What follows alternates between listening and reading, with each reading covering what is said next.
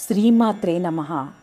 లలితా సహస్రనామము 54వ శ్లోకము మరియు అర్థము.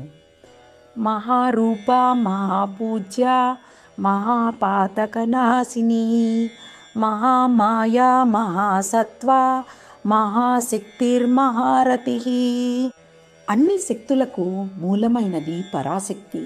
సృష్టిలో కనిపించే ప్రతి శక్తికి, ప్రతి క్రియకి మూల కారణం ఆ పరాశక్తియే. అమ్మ అనేక రూపాల్లో దర్శనమిచ్చే పరమస్వరూపిణి. భక్తుల స్థాయి, భావం, అవసరాన్ని బట్టి ఆమె లక్ష్మిగా, సరస్వతిగా, పార్వతిగా, దుర్గగా, కాళిగా అనేక రూపాలు ధరిస్తుంది. ప్రతి రూపంలో ఆమె శక్తి, కరుణ, రక్షణ అనే గుణాలు వ్యక్తమవుతాయి.